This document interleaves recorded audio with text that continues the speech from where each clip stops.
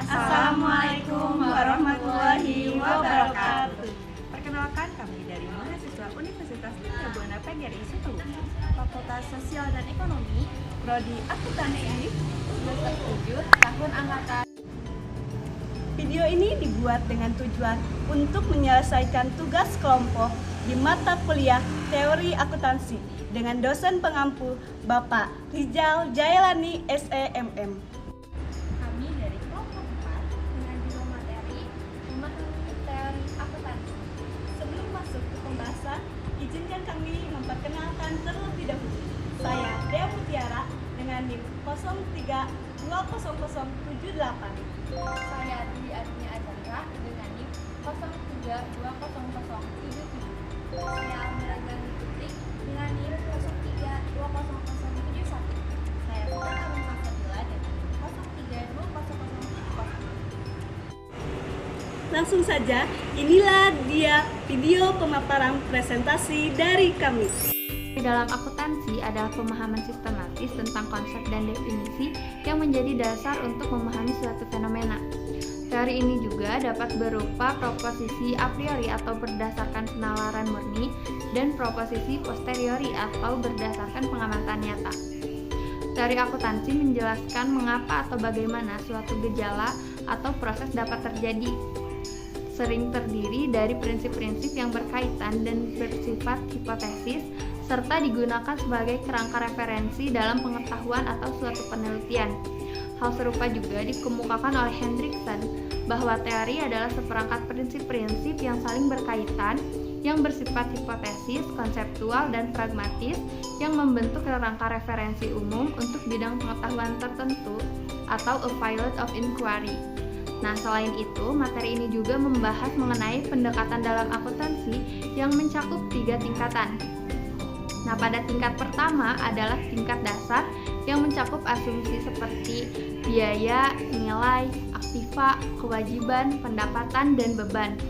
Lalu tingkat kedua mencakup prinsip atau standar yang berlaku dalam pelaporan seperti prinsip biaya historis dan pengakuan pendapatan. Sedangkan tingkat terakhir adalah susunan pernyataan berdasarkan prosedur akuntansi seperti penyusunan garis lurus dan metode LIFO.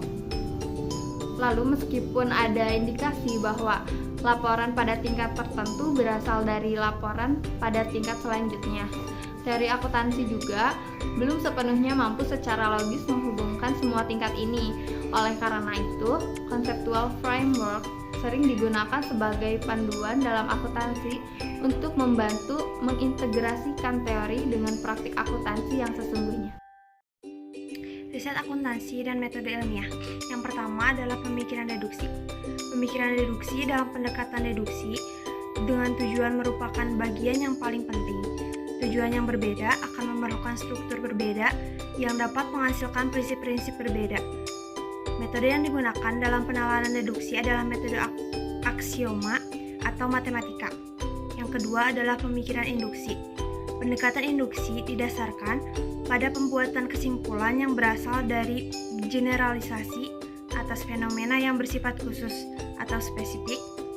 Penalaran induksi dimulai dengan adanya observasi terhadap seperangkat fenomena tertentu yang merupakan perwujudan dari sesuatu yang dapat memberikan gambaran umum dari suatu fenomena. Yang ketiga adalah gabungan pemikiran induksi dan deduksi. John Dewey menguraikan proses ini sebagai gerakan ganda refleksi pemikiran. Induksi terjadi ketika kita mengamati suatu kejadian dan kemudian bertanya, kenapa, mengapa, apa ini? Menjawab pertanyaan tersebut, kita membantu menjelaskan atau hipotesis. Hipotesis akan masuk akal jika dijelaskan kejadian atau kondisi fakta yang mendukung adanya pertanyaan. Deduksi merupakan proses di mana kita menguji apakah hipotesis mampu menjelaskan kondisi tersebut. Yang keempat adalah metode dengan penggabungan pendekatan induksi, deduksi, observasi, dan pengujian hipotesis dapat digabungkan dalam suatu cara yang sistematis ketika menjelaskan metode ilmiah. Ide-ide yang digunakan pada dasarnya menghasilkan satu pendekatan untuk menilai validitas kesimpulan tentang kejadian-kejadian yang diobservasi. Lalu ada peluang riset dalam sub bidang akuntansi. Yang pertama adalah riset pasar modal. Riset yang pada umumnya banyak dipengaruhi oleh data-data keuangan dan cenderung menunjukkan hasil riset yang berkaitan dengan perdagangan sekuritas di pasar modal. Yang kedua, ada riset akuntansi keperilakuan. Akuntansi keperilakuan sendiri merupakan suatu bidang yang baru, yang secara luas terhubung dengan perilaku seseorang, kelompok maupun organisasi, terutama yang berhubungan dengan proses informasi akuntansi dan pengauditan. Yang ketiga, ada riset pengauditan. Gambaran dari riset ini berorientasi pada pembuatan keputusan dalam pengauditan yang telah memfokuskan riset terakhir pada judgement atau pembuatan keputusan auditornya, seperti pembedaan penggunaan laporan audit. Dan meningkatnya perkembangan yang berorientasi kognitif. Lalu selanjutnya ada riset keuangan. Karena pemakai informasi keuangan merupakan keputusan secara individual dalam kelompok-kelompok kecil, riset akuntansi dapat membuat suatu kontribusi penting pada bidang ini. Dan beberapa alasan riset akuntansi keuangan mungkin memberikan kontribusi yang lebih besar di masa yang akan datang, yaitu riset pasar modal saat ini konsisten dengan beberapa komponen dari pasar modal dengan ekspektasi naib. Lalu yang kedua ada alasan mengapa riset akuntansi keperilakuan dalam bidang keuangan mempunyai potensi untuk memberikan kontribusi yang lebih besar yang berhubungan dengan keuntungan riset akuntansi keperilakuan dalam bidang pengauditan. Lalu selanjutnya ada riset akuntansi lingkungan. Riset akuntansi lingkungan merupakan sebuah riset yang digunakan untuk mengidentifikasi dampak-dampak lingkungan yang terjadi dari akibat aktivitas perusahaan. Secara garis besar, keutamaan penggunaan konsep akuntansi lingkungan bagi perusahaan adalah kemampuan untuk meminimalisasi persoalan-persoalan lingkungan yang dihadapinya. Lalu selanjutnya ada riset akuntansi sumber daya manusia. Manusia adalah suatu faktor produksi dan mereka mengeksplorasi dengan cara yang berbeda dari pengukuran investasi dalam pendidikan, kesehatan, dan bidang-bidang lain. Akuntansi sumber daya manusia muncul disebabkan kegagalan prinsip-prinsip akuntansi dalam memberikan informasi yang relevan kepada pihak manajemen dan investor, di mana biaya-biaya sumber daya manusia diperlakukan sebagai beban atau expense pada saat terjadi. Lalu selanjutnya ada riset sistem informasi akuntansi. Keterbatasan riset akuntansi dalam bidang sistem informasi akuntansi adalah kesulitan untuk membuat generalisasi. Meskipun berdasarkan pada studi sistem akuntansi yang lebih awal, riset ini akan lebih berhasil jika fokusnya pada domain spesifik variabel-variabel yang unik terhadap sistem akuntansi dan konteks keputusan akuntansi sebagai standar profesi dan analisis pengecualian. Lalu yang terakhir ada riset perpajakan.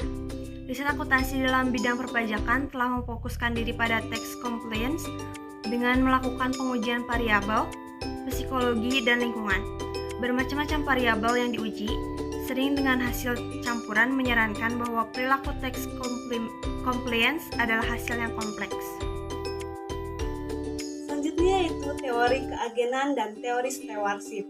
Yang pertama yaitu teori keagenan atau agensi teori.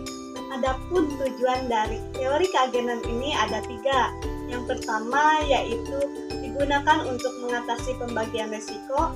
Yang kedua yaitu mengurangi konflik kepentingan. Yang ketiga yaitu meningkatkan efisiensi organisasi.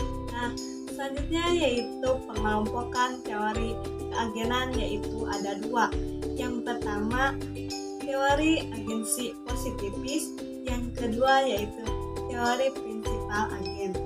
Untuk teori agensi positifis yaitu memfokuskan diri pada identifikasi situasi di mana prinsipal dan agen seperti konflik tujuan dan mekanisme yang membatasi agen melayani dirinya sendiri.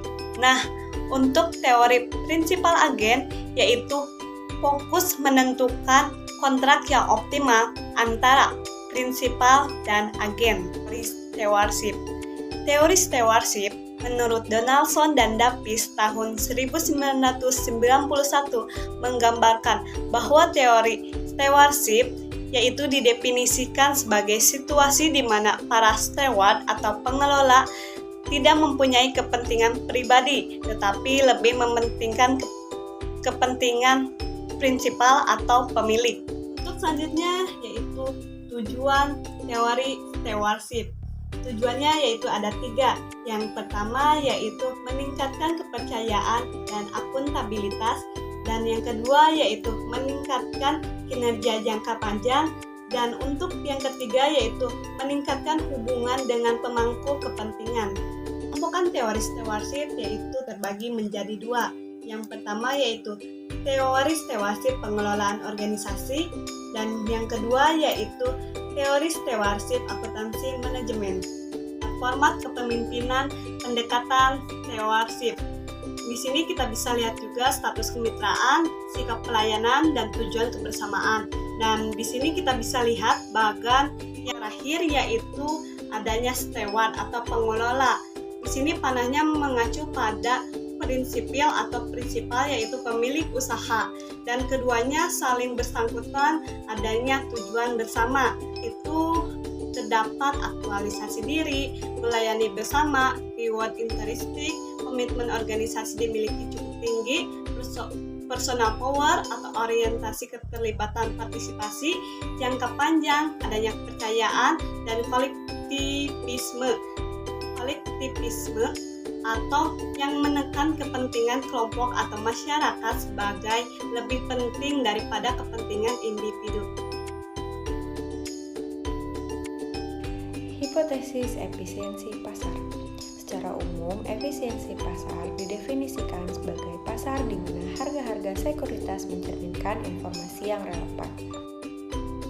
Konsep efisiensi pasar dibagi menjadi 2. Yang pertama itu konsep persaingan para analis.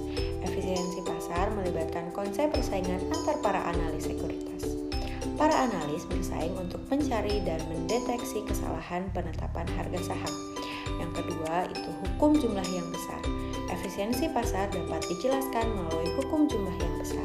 Ini berarti bahwa dengan banyaknya analis dan rendahnya korelasi antara kesalahan perkiraan, pasar menjadi lebih efisien. 3 tingkat efisiensi pasar. Yang pertama itu ada lemah atau weak from efisiensi, yang kedua itu ada setengah kuat atau semi strong efisiensi, dan yang ketiga itu ada kuat atau strong from. Pengujian efisiensi pasar. Pengujian efisiensi pasar dapat dilakukan dengan menguji korelasi antara perubahan harga saham di masa lalu dengan perubahan harga saham di masa depan. Ada pasar yang tidak efisien. Pasar yang tidak efisien menginginkan harga pasar secara sistematik, menyediakan informasi kesempatan memperoleh laba yang tidak tereksploitasi dengan menggunakan informasi akuntansi. Berikut adalah alasan-alasan pasar efisien dan tidak efisien. Alasan mengapa pasar efisien, yang pertama adalah investor adalah penerima harga. Yang kedua, informasi tersedia secara luas kepada seluruh pelaku pasar, dan yang ketiga, investor bereaksi cepat.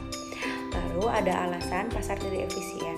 Yang pertama itu pelaku pasar yang dapat mempengaruhi harga, yang kedua harga informasi yang mahal dan akses tidak seragam, dan yang ketiga investor yang kurang canggih. Selanjutnya yaitu kesimpulan. Kesimpulan yang dapat diberikan dari video yang telah kami bahas yaitu teori akuntansi adalah kerangka kerja yang digunakan dalam praktek akuntansi untuk menyediakan informasi keuangan yang relevan dan andal kepada para pemangku kepentingan. Konsep konservatisme, konsistensi, dan relevansi penting dalam akuntansi. Teori ini terus berkembang untuk mengatasi perubahan lingkungan bisnis. Akuntansi adalah alat penting dalam pengambilan keputusan ekonomi dan pengelolaan entitas. Demikianlah pemaparan presentasi kelompok kami. Saya mewakili kelompok 4. Jika terdapat kesalahan atau kekurangan, mohon dimaafkan. Semoga apa yang telah kami bahas bermanfaat khususnya untuk kami dan banyak orang. Terima kasih. Wassalamualaikum warahmatullahi wabarakatuh.